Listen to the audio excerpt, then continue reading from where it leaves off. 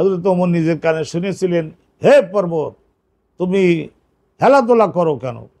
তোমার তো এতটুকু জ্ঞান বুদ্ধি থাকতে হবে যে তোমার উপরে একজন রাসূল আর এইভাবে একজন সিদ্দিক আর দুইজন শহীদ অবস্থান করছেন। হযরতে ওসমান ছিলেন, হযরতে ওমর ছিলেন।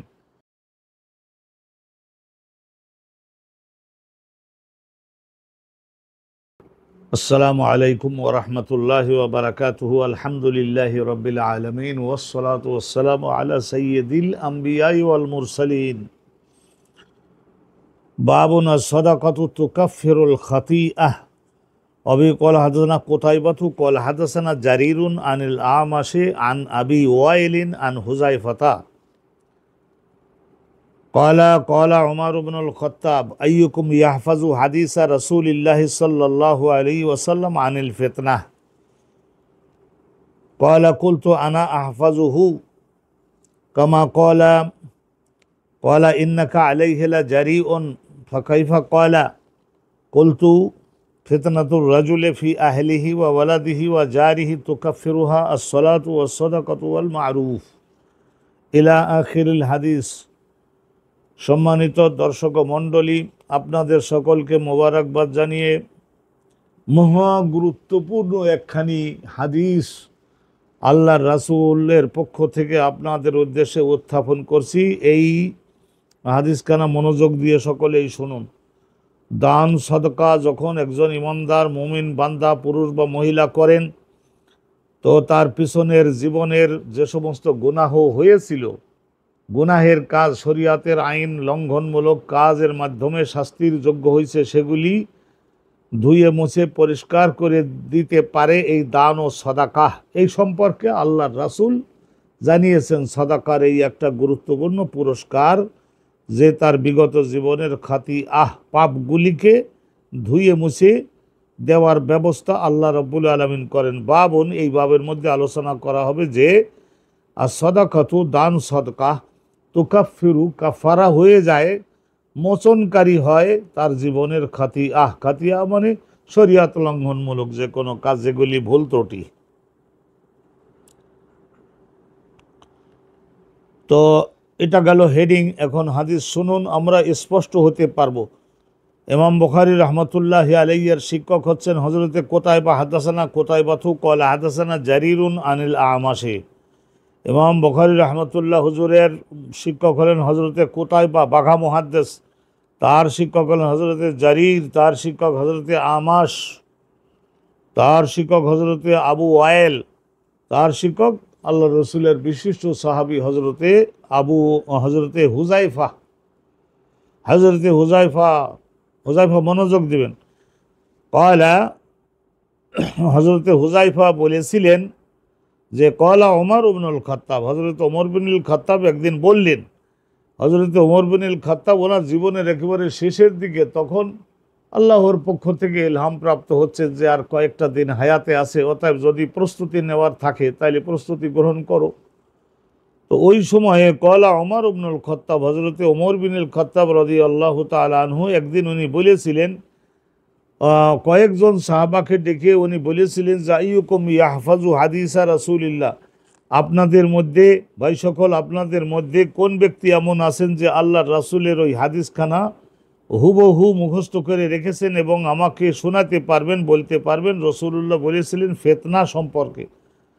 এখন ফিতনা শব্দের দুইটা অর্থ, এক তো হলো গুনাহের কাজ, ফিতনা অর্থ হলো গুনাহের কাজ, তো এই একটা অর্থে ব্যবহৃত হয় ফিতনা শব্দটা। আর একটা হলো রক্তারক্তি এবং কাটাকাটি, যুদ্ধ এবং বিগ্রহ, এটা ফিতনা। মুসলমানগণের পরস্পরের মধ্যে রক্তারক্তি সংঘটিত হয়ে গেছে, সেই ফিতনা শব্দের দ্বিতীয় অর্থ হলো এইটা। তো দেখুন, হযরতে ওমর বিনুল খাত্তাব উনি জিজ্ঞাসা করলেন, রাসূলুল্লাহ সাল্লাল্লাহু আলাইহি ওয়াসাল্লাম ফিতনা সম্পর্কে যে হাদিসখানা বলেছিলেন, সেই হাদিসখানা আপনাদের মধ্যে কার মুখস্থ আছে অবিকল, পরিবর্তন ছাড়াই? হযরতে হুযায়ফা বলেন যে কুলতু আনা আহফাজুহু, হযরতে হুযায়ফা বলেন যে আমি তখন বললাম যে আনা আহফাজুহু। আল্লাহ রসুল সাল্লাল্লাহু আলাইহি ওয়াসাল্লামের পাক জবানের থেকে ঘোষিত ওই হাদিসখানাকে হুবহু হুবহু মানে পরিবর্তন ছাড়াই আমি মুখস্থ করে রাখতে পেরেছি। কামা কয়লা রসুল্লাহ সাল্লাল্লাহু আলাইহি ওয়াসাল্লাম যেভাবে বলেছিলেন। কয়লা তখন হজরত ওমর বললেন যে ইন্নাকা আলাইহিলা জারিউন, নিশ্চয় আল্লাহ রসুলের এই বক্তব্যখানা হুবহু মুখস্থ করে রাখতে যে আপনি পারছেন, নিশ্চয় আপনি সেই ব্যাপারে খুবই দুঃসাহসী, অনেক দুঃসাহসী আপনি, অনেক সাহস আপনার বেশি। আপনি আল্লাহ রসুলের বক্তব্য হুবহু মুখস্থ করে রাখতে সক্ষম হয়েছেন বলছে, দাবি করছেন। ফাঁকাইফা কয়লা, তখন উনি বললেন যে আমিও বিশ্বাস করি যে আপনি রাখতে পেরেছেন, তাইলে এখন বলুন যে ফেতনা সম্পর্কে রসুলুল্লাহর ওই হাদিসখানা আমাকে শোনান। ফাঁকাইফা কয়লা রসুল্লাহ সাল্লাল্লাহু আলাইহি সাল্লাম ওই ফেতনা সম্পর্কে কি বলেছিলেন সেইটা এখন বলুন আপনি। বলতো তখন আমি বললাম, রসুল্লাহ সাল্লাল্লাহু আলাইহি ওয়াসাল্লাম বলেছিলেন যে ফিতনাতুর রাজুলে ফি আহলি, রাজুল বলতে এখন একজন ইমানদার ব্যক্তি অনেক সময় গুনাহের কাজ করতে বাধ্য হয়। ফিতনাতুন এখানে হযরতে হুযায়ফা প্রথম গ্রহণ করলেন গুনাহের কাজ এই অর্থে। হযরতে ওমর যখন বললেন যে না না এই অর্থে আমি জিজ্ঞাসা করি নাই, আমি জিজ্ঞাসা করেছি রক্তারক্তি, খুনাখুনি এবং ওই যে বিবাদ মুসলমান জাতির মধ্যে, সেইটা সম্পর্কে জিজ্ঞাসা করে। আগে তো এইটা উনি বললেন, যেহেতু ফিতনা অর্থ এটাও হয়, রাসূলুল্লাহ বলেও ছিলেন ফিতনাতুর রাজুল, একজন ইমানদার ব্যক্তি অনেক সময় গুনাহের কাজ করে বসে ফি আহলিহি, তার নিজের রক্তের আত্মীয় স্বজনের স্বার্থ রক্ষা করতে গিয়ে, ওয়ালাদিহি পুত্র কন্যাগণের স্বার্থ রক্ষা করতে গিয়ে একজন ইমানদার ব্যক্তি গুনাহের কাজ করে বসে। তাহলে এখানে ফিতনা শব্দের অর্থ হলো গুনাহের কাজ। জারিহি নিজের প্রতিবেশী বলতে নিজের গোষ্ঠী আত্মীয় স্বজন লোকজনের স্বার্থ রক্ষা করতে গিয়েও একজন ইমানদার হওয়া সত্ত্বেও সে গুনাহের কাজ করে বসে। পরবর্তীতে যখন তার মধ্যে অনুতাপ জাগ্রত হয় তখন সেই গুনাহের কাজগুলিকে ধুয়ে মুছে দেওয়ার জন্য রাসূলুল্লাহ ব্যবস্থা দিয়েছিলেন। তুকাফিরু হা, তো সেই যে গুনাহের কাজগুলো করলো ইমানদার ব্যক্তি সেইগুলিকে মোচন করে দিতে পারে, ধুয়ে মুছে পরিষ্কার করে দিতে পারে। যদি এই সুন্দরভাবে ফরজ নামাজ আদায় করে, নফল নামাজ আদায় করে, মুআক্কাদা সুন্নাত আদায় করে, ওয়াজিব নামাজ আদায় করে, আর সলাতেই কাসরাতে সলাত, বেশি বেশি নফল ইবাদাত আর ফরজ ইবাদাতগুলির দ্বারা সেই নামাজগুলি সেই গুনাহগুলিকে মুছিয়ে দিতে পারে, মুছিয়ে নিতে পারে। ও সদাকা, দান সদকা, জাকাত দেওয়ার পরে আরও দান ও সদকা দিতে হবে।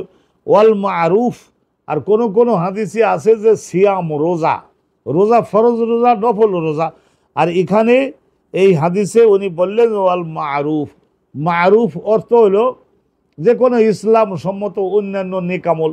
10 জনের বোঝা, মাথার বোঝা উঠিয়ে দিল, খেদমত করলো, খেদমতুল ইনসান দাইফ, দুর্বল মানুষদের খেদমত করলো।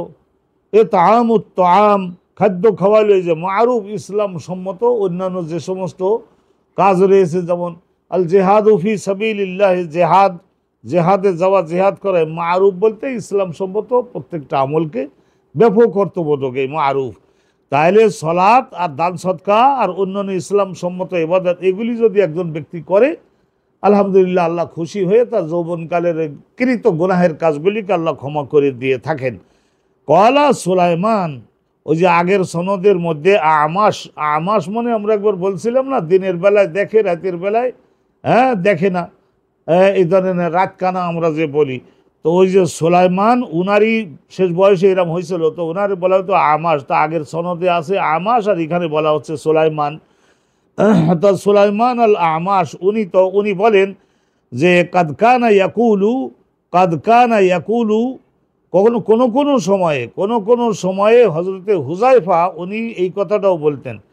কি কথা বলতেন? আস-সালাতু ওয়াস-সাদাকাতু ওয়াল আমরু বিল মা'রুফ, যে সলাত আর দান সদকা আর আমরু বিল মা'রুফ, অন্যান্য মুসলমানগণকে, অন্যান্য মানুষদেরকে ইসলামের পছন্দ নিয়ে নেক আমলগুলার প্রতি উদ্বুদ্ধ করবার জন্য তাদেরকে নির্দেশ দেওয়া যে তোমরা সকলে এক কাজ করো, মানুষদের খেদমত করো, এই আমর বিল মারুফ ওয়া নেহি আনিল মুনকার, তাইলে ভালো কাজের নির্দেশ এবং মন্দ কাজ থেকে বিরত হওয়ার জন্য সতর্ক সাবধান করা, এই সমস্ত কাজ যদি একজন মুসলমান বেশি বেশি করে তাহলে যৌবনকালের কৃত এই গুনাহসমূহ আল্লাহ রাব্বুল আলামিন দয়া করে খুশি হয়ে ক্ষমা করে দিয়ে থাকেন। কয়লা তখন হজরতে ওমর তখন বললেন, হজরতে ওমর বললেন যে ভাই হুযায়ফা, আমি আপনার কাছে এটা এই সস্তা ওয়াজটা আমি শুনতে চাই নাই, আপনি তো সিরিয়াস হয়ে যান। আমি শুনতে চাইছি রাসূলুল্লাহ সাল্লাল্লাহু আলাইহি ওয়াসাল্লাম রক্তারক্তির যে ফিতনা, মানে রক্তারক্তি, কাটাকাটি, খুনাখুনি, ওইটার কথা। কয়লা হজরতে ওমর তখন বলে লাইসা হাজিহি উরিদু, আপনার নিকট থেকে আপনি যেটা এই ফিতনার অর্থ এইগুলি বললেন, এইগুলি নাই, গুনাহের কাজগুলি সাধারণ এইসব গুনাহের কাজ না। লাইসা হাজি উরিদু, আমি এইগুলি আপনার নিকট থেকে শুনতে আগ্রহী হই নাই, ওয়ালাকিন্নানি উরিদু, আমি ইচ্ছুক, ভীষণভাবে ইচ্ছুক আপনার নিকট থেকে ওই কথাটা শুনবার জন্য। আল ফিতনাতুল্লাতি তামুজু কামাউজিল বাহার, ওই রক্তারক্তির ঘটনাগুলি, রক্তারক্তির ঘটনা, তামুজু মৌজুন অর্থ হলো সাগরের মধ্যে প্রচণ্ড ঝড়ের কারণে যে ঢেউ তৈরি হয়, অনেক পরিব্যাপ্ত হয়ে যায়, অনেক অঞ্চল ব্যাপিয়া সেই ঢেউটা তৈরি হয় এবং আছড়ে পড়ে। তো সেই যে রক্তারক্তির ঘটনাটা সৃষ্টি হবে, রাসূলুল্লাহ বলেছিলেন তামুজু কামাউজিল বাহার, সাগরের ঢেউয়ের মতো বিশাল আকৃতিতে বহু সংখ্যক মানুষেরা হত্যা হবে এবং সেই পরিমাণে রক্তর দরিয়া প্রবাহিত হবে। সেই রক্তারক্তির ঘটনাটা কখন শুরু হবে, কারামল থেকে শুরু হবে, এইসব বিষয়ে রাসূলুল্লাহ কি বলেছিলেন সেইটা আমি আপনার নিকট থেকে শুনতে চাই, কারণ আপনার কাছেই রাসূলুল্লাহ এই বিষয়গুলি বর্ণনা করতেন। কয়লা তখন হজরতে হুযায়ফা বললেন, হজরতে হুযায়ফা তখন বললেন, কুলতু, হজরতে হুযায়ফা বললেন যে লাইসা আলাইকা মিনহা ইয়া আমির আল মুমিনিন বাসুন, লাইসা আলাইকা মিনহা, ওই যে মহারক্তারক্তির ঘটনা সংঘটিত হবে সেটা তো হে আমিরুল মুমিনিন, হজরতে আবু বকর সিদ্দিককে কখনো আমিরুল মুমিনিন বলা হয় নাই, হজরতে ওসমানকেও বলা হয়নি, হজরতে আলী ইবনে আবি তালেবকেও বলা হয়নি, শুধু হজরতে ওমর বিনুল খাত্তাবকে মুসলমানগণ ইয়া খলিফাতা রাসূলিল্লাহ এরকমও বলতেন, আবার ওনারা বলতেন ইয়া আমির আল মুমিনিন, এরকম বলতেন। তো লাইসা আলাইকা মিনহা, ওই যে মিনহা হাজমিটা সর্বনামটা যাবে ওই ফিতনার দিকে, ওই যে ভীষণ রক্তারক্তির ঘটনা একটা হবে, শুরু হবে, রাসূলুল্লাহ বলেছিলেন। তবে আপনার তো তাতে কোনো ক্ষতি নাই, সেই রক্তারক্তির ঘটনাটা যে যখন ঘটবে তখন আপনার জীবদ্দশায় তো ঘটবে না। দেখেন এবার বলা কিন্তু শুরু করতেছেন, আপনার জীবদ্দশায় আপনি জীবিত থাকা অবস্থায় তো ঘটবে না সেই রক্তারক্তির ঘটনাটা। মুসলমানদেরকে এই যে খুনাখুনি রক্তারক্তির ঘটনাটা, লাইসা আলাইকা মিনহা ইয়া আমিরুল মুমিনিন বাসুন, বাসুন মানে কোনো ক্ষতি তো আপনার নাই, আপনার জীবদ্দশায় সেই রক্তারক্তির ঘটনাগুলি তো ঘটবে না, কারণ সেই রক্তারক্তির ঘটনাগুলির সম্মুখে একমাত্র বাধা হচ্ছে আপনার জীবন। আপনি যতদিন জীবিত আছেন ততদিন সেইটা ঘটতে পারবে না। হজরতে আবু বকর সিদ্দিকের 2.5 বছর আর হজরতে ওমর বিনুল খাত্তাবের 10.5 বছর। বাইনাহা ওয়া বাইনাকা বাবুন মুগলাকুন, এই যে আপনার জীবদ্দশার মধ্যে সেটা ঘটতে পারবে না, আপনার আর ওই যে রক্তারক্তির ঘটনা এই দুইয়ের মধ্যে বন্ধ করে দেওয়া একটা কঠিন দরজা রয়েছে। সেই দরজাটা যতদিন থাকবে, ইশারায় বলছেন যে আপনি যতদিন জীবিত থাকবেন ততদিন তো সেই রক্তারক্তির ঘটনাটা ঘটতে পারবে না। বাবুন মোগলাখন, বন্ধ করে দেওয়া একটা দরজা আছে, আপনি আপনার শাসন আমল সেইটাই হচ্ছে সেই বন্ধ করে দেওয়া দরজাটা। লা তাখরুজু মিনা শাইউন ফি হায়াতিক, আপনার জীবদ্দশায় সেই রক্তারক্তির ঘটনাগুলো ঘটতে পারবে না, আপনি হচ্ছেন আসলে সেই বন্ধ করে দেওয়া দরজাটা। কয়লা তখন হজরতে উনিও তো ওই হাদিসখানা শুনেছিলেন, তো উনি আস্তে আস্তে হজরতে হুজাইফাকে টেনে সেই দিকে নিয়ে যাচ্ছেন। হজরতে ওমর তখন বললেন যে আমি তো এটা জানি, কিন্তু আমি আপনার কাছে জানতে চাই সেই রক্তারক্তির ঘটনাটা যখন এসে পড়বে তখন দরজা যেই হোক, আমি হই বা না আমি, তো সেই দরজাটা কি ভেঙে ফেলা হবে নাকি দরজাটা খুলে দেওয়া হবে? হজরত ওমর বললেন যে রসুল্লাহ কি বলেছিলেন, ফাই ইউকসারু আলবাব, দরজাটাকে ভেঙে ফেলা হবে, একবার চূর্ণ বিচূর্ণ করে ভেঙে ফেলে দেওয়া হবে, আমি ইফতাহু, নাকি ওই যে খিড়কির দেওয়া থাকে ওইটা খুলে দেওয়া হবে, দরজা সুস্থ আছে, নিখুঁত আছে, বাহিরের থেকে আবার দরজাটা বন্ধ করে দেওয়া যাবে, তো আবার রক্তারক্তি বন্ধ হয়ে যাবে, এইরকম নাকি দরজাটাকে ভেঙে ফেলা হবে? পয়লা হজরতে হুজাইফা বলেন, কুলতু, এখন যেহেতু আর কথা ঘোরানোর কোনো জায়গা পাইলাম না, তখন আমি বললাম, হজরতে হুজাইফা বলেন যে কুলতু লা, আমি বললাম যে লা, মা বন্ধ ওই খুলে দেওয়া হবে যে এই রকমের না, দরজা সুস্থ থাকবে না, লা বা লিউকসর, ওই দরজাটা ভেঙে ফেলা হবে। তখন হজরত ওমর রাদিয়াল্লাহু তাআলা আনহু উনি এই বক্তব্য শুনে হজরতে ওমর বিন আল খাত্তাব হাউমাউ করে কাঁদতে লাগলেন। হজরত ওমর তো উনি তো আল্লাহর কাছে বহুবার প্রার্থনা করেছিলেন যে আল্লাহুম্মা জাআলনি শহীদান ফি সাবিলিকা, আল্লাহ আপনার কাজ করতে গিয়েই যেন আমি কাফের মুশরিকের হাতে আমি শহীদ হই। আর আপনার কাছে একটা দাবি যে আল্লাহ রাব্বুল আলামিন আপনি আমাকে ওয়াজআল কবরি ফি বালাদে নবিয়্যিকা, আপনার এই নবীর এই শহর, এই মদিনা শহরের মধ্যে যাতে আমার কবরটা হয়। তার মানে মদিনা শহরের মধ্যে থেকেই শহীদ হওয়ার জন্য উনি বলেছিলেন, কারণ যদি অনেক দূরে গিয়ে শহীদ হয় তো সেখান থেকে লাশ মদিনাতে আনবার কোনো আইন নাই, যে যেখানে মারা যাবে তাকে সেখানেই দাফন করা হয়। কারণ আলহামদুলিল্লাহ আল্লাহ পাক রব্বুল আলামিন যেখানে শহীদ হয়েছে যিনি, ওই জায়গা থেকে আর এই তার বাড়ি এতটুকু পর্যন্ত বেহেশতের মধ্যে আল্লাহ রব্বুল আলামিন মতিমুক্তার দীর্ঘ অট্টালিকা প্রদান করবেন। তো শহীদকে তো যেখানে মারা যায় সেখানে দাফন করবার আইন, ফাইন্নাহু ইজা কুসেরা লাম ইয়োগলাকা আবাদান।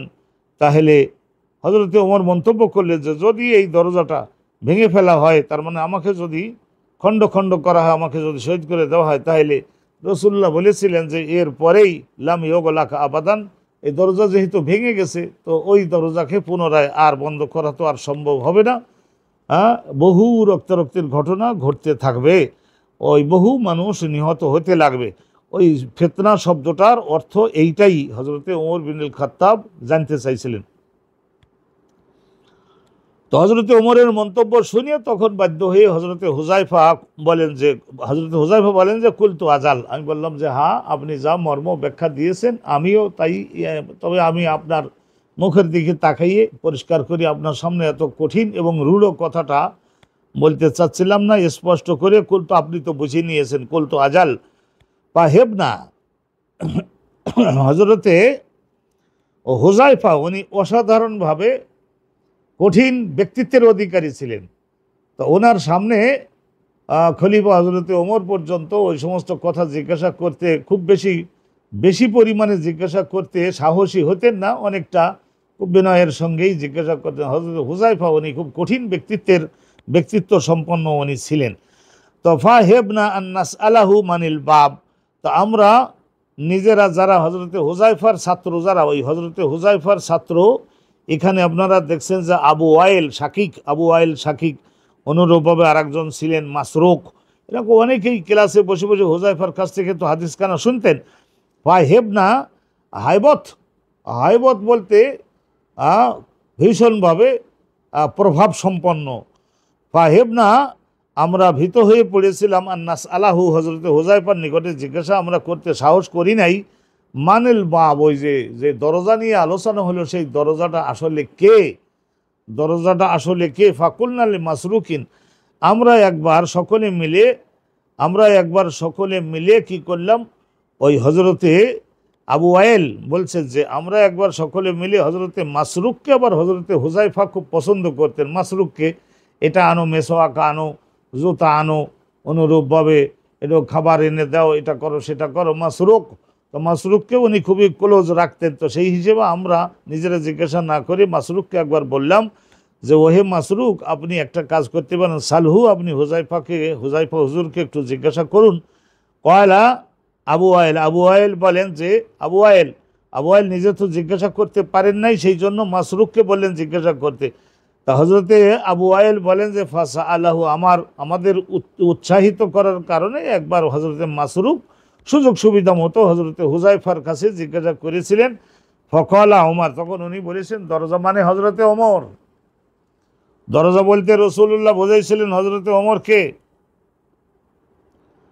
কয়লা কয়লা ফাকুলনা, কয়লা বলতে ওই হজরতে আবু আয়েল বলেন ফাকুলনা, আমরা আবার পরবর্তীতে জিজ্ঞাসা করলাম, আফা আলিমা ওমারু মান তানি, আপনি যে দরজা বলতে হজরতে ওমরকেই বুঝিয়েছেন, হজরতে ওমর কি এটা জানতে পারিছিলেন স্পষ্টভাবে যে তিনি নিজেই হচ্ছেন দরজা? কয়লা নাম, তখন হজরতে হুজাইফা বলেছিলেন যে হ্যাঁ, হজরতে ওমর নিজেও বুঝতে পারছিলেন যে দরজা বলতে তিনি। কারণ এই যে রক্তারক্তির ঘটনা, প্রায় 2 কোটি মাইলের মতো বিস্তৃত এলাকার শাসনকর্তা, এবং তার শাসন এত কঠিন ছিল যে তার জীবদ্দশায় তার কঠোর শাসনের কারণে কোনো জায়গায় কেউ মাথা চাড়া দিয়ে এই ফেতনা ফাসাদ করবার জন্য কোনো সুযোগ সুবিধা দুঃসাহস করতে পারত না। তো ওই দরজা যে হজরতে ওমর, এটা উনি হজরতে মানতানি হজরতে ওমর কি বুঝতে পেরেছিলেন যে আপনি কার কথা বোঝাচ্ছেন? কলা নাম, তখন হজরতে হুজাইফা বলছিলেন যে হ্যাঁ, হজরত ওমর নিজে বুঝতে পারছেন দরজা তিনি। তা কীরকম স্পষ্টভাবে বুঝতে পারছিলেন? বলছে আজকের দিনের বেলায় আমরা কথা বলছি আর আগামীকালের দিন, তাহলে আজকের দিন আর আগামীকালের দিন এর মাঝখানে যে একটা রাত আছে, এইটা যেমন সন্দেহমুক্ত, এরকম সন্দেহমুক্তভাবে হজরতে ওমর বুঝতে ও জানতে পেরেছিলেন যে দরজা বলতে তিনি দরজা, তিনি শহীদ হবেন এবং সেই সময় নিকটবর্তী হয়ে আসছে, এইটা তিনি বুঝতে পেরেছিলেন। কলা নাম কামা আন্না দুনা গাদিন লাইলাতান, দুনা গাদিন আগামীকালকের আগে, এই যে কবলা গাদিন আগামীকালকের আগে, লাইলাতান আর আজকের দিন আর আগামীকালকের দিন, এর মাঝখানে যে একটা লাইলাতান একটা রাত আছে, এটা যেরকম সন্দেহমুক্ত, এইভাবে সন্দেহমুক্তভাবে হজরত ওমর বুঝতে সক্ষম হয়েছিলেন যে দরজা বলতে আসলে তিনি তাকে শহীদ করে দেওয়া হবে। শহীদ হিসেবে রসুল্লাহ অনেকবার বলেছিলেন, হজরত ওমর নিজের কানে শুনেছিলেন, হে পর্বত, তুমি খেলাধুলা করো কেন? তোমার তো এতটুকু জ্ঞান বুদ্ধি থাকতে হবে যে তোমার উপরে একজন রাসূল আর এইভাবে একজন সিদ্দিক আর 2 জন শহীদ অবস্থান করছেন। হজরতে ওসমান ছিলেন, হজরতে ওমর ছিলেন, 2 জন শহীদ আর একজন মহাসিদ্দিক আর একজন রাসূল তোমার উপরে, তো তোমার তো আদব করতে হবে। সঙ্গে সঙ্গে পর্বত থেমে গেল। আন্না দুনা গাদিন লাইলাতান ওয়াজালিকা আন্নি হাদ্দাসতুহু হাদিসান। হজরতে ওমর বিনুল খাত্তাব রাদিয়াল্লাহু তাআলা আনহু ওই দরজা বলতে যে তিনি নিজে এইটা এই জন্য সন্দেহমুক্তভাবে বুঝতে পেরেছিলেন যে আন্নি হাদ্দাসতুহু, নিশ্চয় আমি হুজাইফা, আমি তার নিকটে এমন একখানা হাদিস বর্ণনা করেছিলাম তার নিকটে রসুলুল্লাহর পক্ষ থেকে, ওই রক্তারক্তির ওই ফিতনা সম্পর্কে এমন একখানা হাদিস আমি তার কাছে সম্মুখে বর্ণনা করেছিলাম। লাইসা বিল আগালিত, অনেক সময় দেখা যায় যে ভুলভাল বলা হয়, তা আমি যে হাদিসখানা বলেছি সেটা কোনো ক্রমেই ভুলভাল নয়।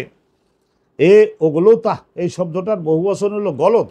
গলত মানে ভুলে একটা বক্তব্য বলে দেওয়া, সেটা বাস্তবে না। এরকমভাবে এই জাতীয় বক্তব্যকে ওগুলোতা বলা হয়, তাই এর বহু বচন হলো আগালিত।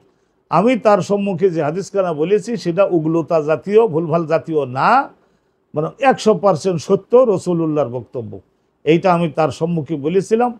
তো এই জন্যই হজরতে ওমর তিনি পরিষ্কারভাবে বুঝে নিতেও সক্ষম হয়েছিলেন যে আসলে ওই যে দরজাটাকে ভেঙে ফেলা হবে সেই দরজা বলতে হজরতে ওমর নিজে, এবং তিনি শহীদ হবেন।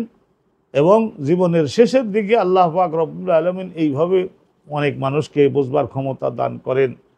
অনেক মানুষকে বুঝবার ক্ষমতা দান করেন, ইলহাম দান করেন, যাতে করে তারা আখিরাতের জন্য শেষ প্রস্তুতি গ্রহণ করতে পারেন। আলহামদুলিল্লাহ, এই হাদিসখানা মহা গুরুত্বপূর্ণ হাদিস। আমরা এখান থেকে অবগত হতে পেরেছি যে যৌবনকালের অস্থিরতার দিনগুলির বদকর্মগুলিকে যদি আমরা জগৎ জীবনে মৃত্যুর আগে ধুয়ে মুছিয়ে নিতে চাই, তাহলে আমাদেরকে কি করতে হবে? আল্লাহর পছন্দের কাজগুলো করা শুরু করতে হবে, যেমন নাকি সালাত, যেমন নাকি দান ও সাদাকা, আর একটা হলো আমরু বিল মারুফ নাহি আনিল মুনকার। এইগুলির মাধ্যমে আমরা গুনাহ ক্ষমা করাই নিতে পারি দান সৎকার মাধ্যমে। তা সেই জন্যই জাকাত দেওয়ার মাধ্যমে, দান সৎকার করার মাধ্যমে। এই কারণেই এই হাদিসখানা ইমাম বুখারী রহমতুল্লাহি আলাইহি এই কিতাবুজ জাকাতের মধ্যে মূলত উদ্ধৃত করেছেন। আর একই কানেকশনে বাকি অংশটাও আলহামদুলিল্লাহ এসে গিয়েছে। তা সেখান থেকেও আমরা জানতে সক্ষম হয়েছি যে ফিতনা শব্দের আর একটা অর্থ হলো রক্তারক্তি, খুনাখুনি এবং মানব হত্যা, এই সমস্ত বিষয়গুলি। তো আল্লাহ রাব্বুল আলামিন আল্লাহ রসুলের তরিকায় পথে আমরা যারা থাকতে চাই, আমাদের সকলকে রসুলুল্লাহ শিক্ষা শক্তভাবে ধরে থাকবার সৌভাগ্য তৌফিক নসিব করুন। ও আখিরু দাওয়ানা আনিল হামদুলিল্লাহি রাব্বিল আলামিন। আসসালামু আলাইকুম ওয়া রাহমাতুল্লাহি ওয়া বারাকাতুহু।